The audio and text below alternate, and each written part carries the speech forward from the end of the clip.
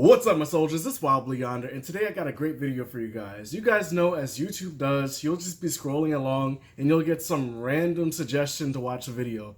So today I was actually on YouTube and it suggested to me an old video from the class of 2020 when they were going through their basic training. So today I'm going to actually review that video. I think it's 10 days from the class of 2023's in processing day. I think it would be a little interesting to do a video of me going over what it's like.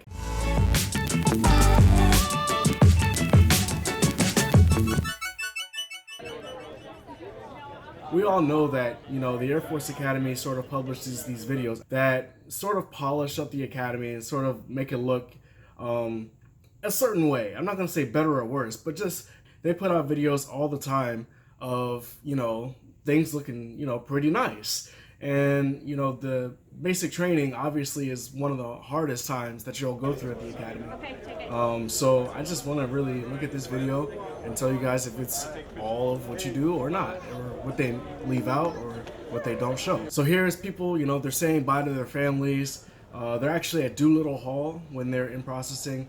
But when you in process, you will not be at Doolittle Hall. You'll be at the athletic fields, but you will still get on this bus right here. You'll still have to, look straight, carry all your stuff in your left hand. Most people will show up in boots. The family members might still be around. I think they have a little area for them. My family wasn't there when I in processed, but I'm pretty sure that's where they would have a place for your family to look at you as you're getting on the bus. It's crazy because all of these people are now seniors, and a lot of these people worked my basic training. And they'll be working your basic training if you're in the class of 23. It's crazy to see how fast time flies. These people, they were doolies, 3 years ago, and now here they are, rising firsties, getting ready to be lieutenants. So now they're going to be on the bus. They're going to give you this little speech, and then once they give you the speech, they're going to tell you you're going to arrive at the footprints. You're going to get off the bus, and you're going to have to walk over to these footprints. They're going to stand you up at the footprints. They didn't really show that in the video here, at least not in this part. And they're going to yell at you for a little bit. You're going to have to go over your 7 basic responses. Oh, here it is. So you definitely want to learn your 7 basic responses, know how to stand at attention, know how to speak up, and look confident, and you'll be good to go. If you show up correct, if your shirt's tucked in, you look good, your hair is cut, you're wearing neutral colors, you're probably not going to get a lot of heat. If you're WildBlueYonder though, like me, you're probably going to get a lot of heat on the first day. They were definitely expecting me when I showed up, and that wasn't a fun time. Once you're done with the footprints, you're going to walk up the ramp. You're going to have to carry those bags in your left hand the entire day, or at least like the very first part of the day. So it's going to be, a couple hours where you're carrying those bags. So definitely pack light. Try to get a bag that's comfortable to carry. Yeah, you're going to get your haircuts, basic issue stuff. They're going to give you all your name tapes, your ABUs, your uniforms. So now that you have your green duffel bag, you're going to have to walk all the way to your squad, which was one of the heaviest things that I had to do because you can't put the bag on. You have to carry it.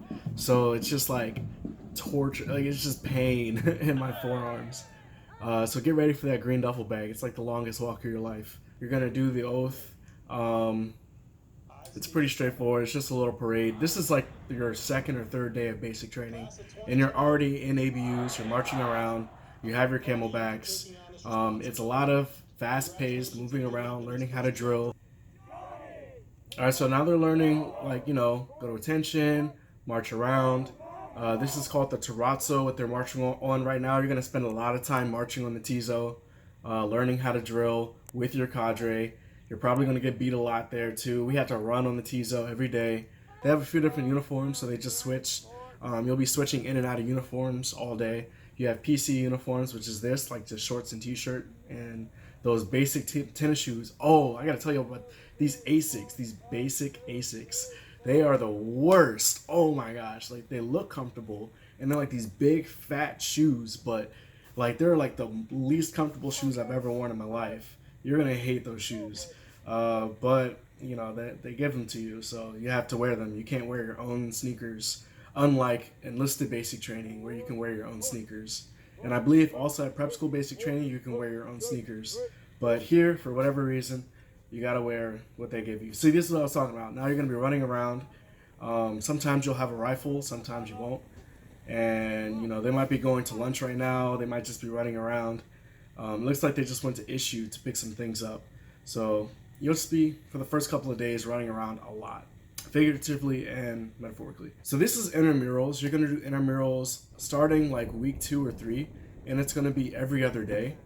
It looks like there's snow in the mountains right there. So, I mean, Colorado has some pretty crazy weather. Usually it's not that cold though during basic training. My basic training wasn't really cold at all. It was pretty hot. So you're going to be running around. You're going to do like softball, volleyball, basketball, handball. You can do boxing. So there's a few different things that you can do. I did boxing, I think. Boxing is a lot of fun. It's a lot of work, but you get snacks. So that's kind of one of the things that you get. I mean, it's a lot of fun because it is boxing, so it is fun. But you also get snacks when you're in there, and you can't get snacks anywhere else in basic training. So it's kind of the move. Oh my gosh. But intramurals are a great time to sort of relax and get out of the basic training environment. This is the only time that you can sort of just stand around, get to know the people in your flight, you know, release some energy and have a good time. So it's pretty good. There's also championships that they'll have at the end of intramurals. So it gets a little bit competitive. You don't have to be competitive. It doesn't really matter if you win. The only thing that you might get is like some brownie points from your cadre, but that's about it. Like, it's really just to have fun. The cadre aren't as intense during intramurals. You know, they kind of also relax a little bit. Obviously, they're still cadre, so you can't just be chilling with them. But, you know, you can, you know, potentially talk to them and, you know, they get to know you a little bit more. Sometimes they'll play with you as well. And yeah, it's a good time to just relax. Now this is back in the dorms. This is where you'll be living and sleeping. You'll have dorm inspections, and they'll come through just like this with a ruler. They'll inspect everything for dust. They'll inspect your bed for your measurements. They'll inspect your clothes for their measurements. They're gonna come in. You're gonna have to go to attention and stand there while they're inspecting your room. It's pretty low threat. You just have to follow the rules, like be clean, fold your stuff up right. If you don't know what you're doing, find a preppy or a prior who is in your flight. Just find somebody who has enlisted before.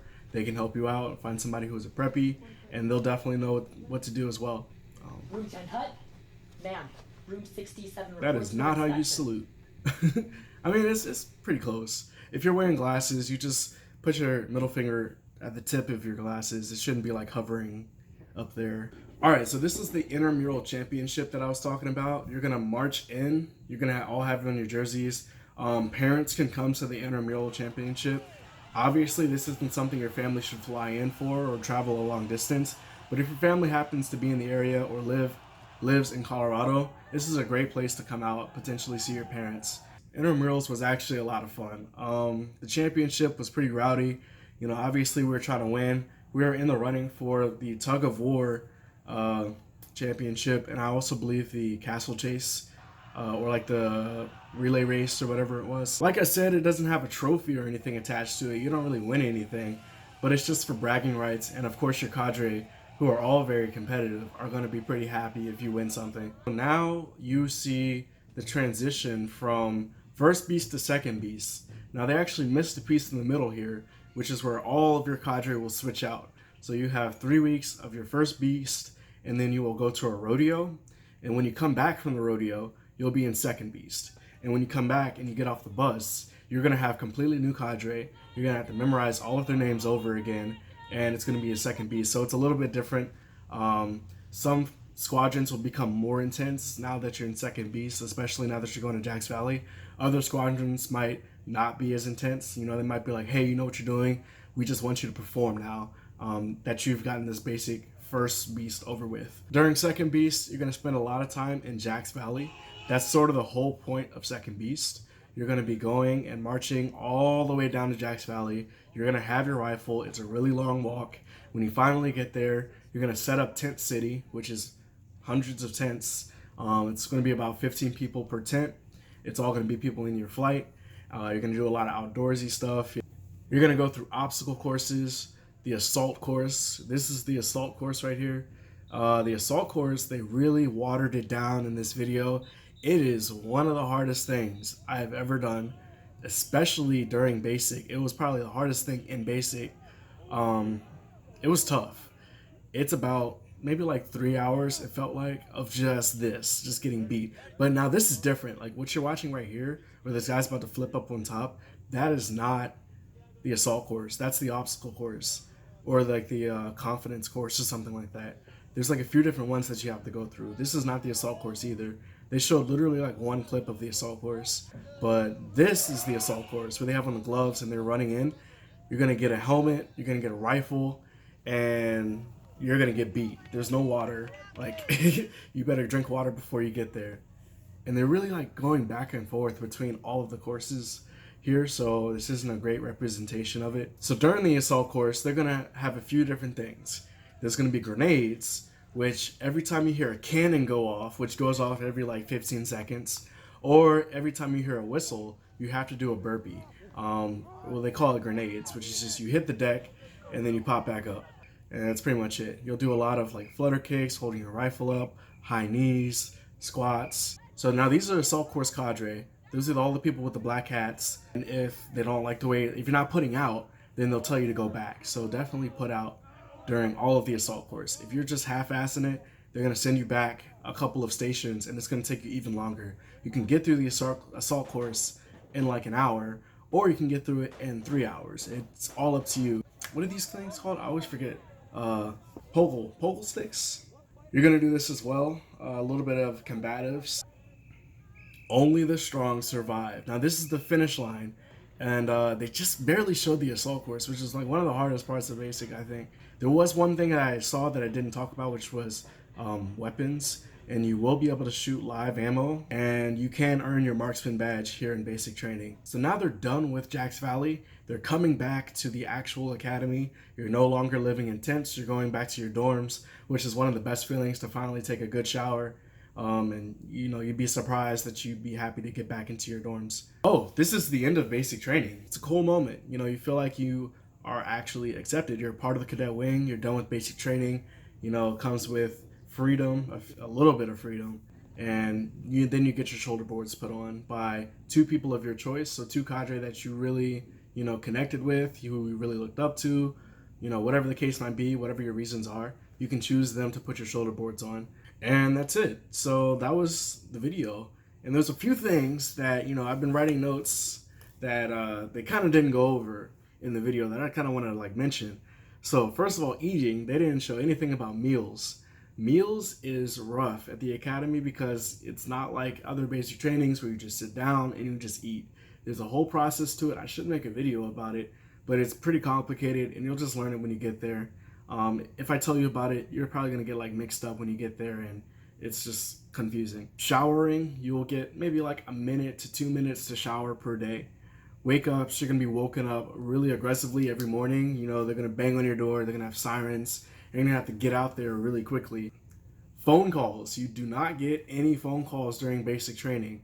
The only time that you'll be able to call anybody or use your phone at all is if you have an emergency at home and you need to call your family, or you have dually day out.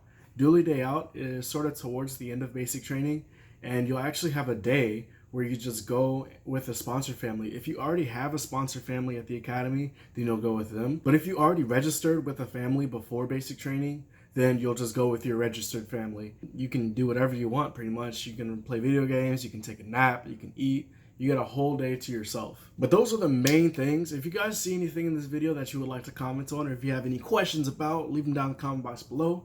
Thank you all for watching. I'll see you guys next time. Peace out.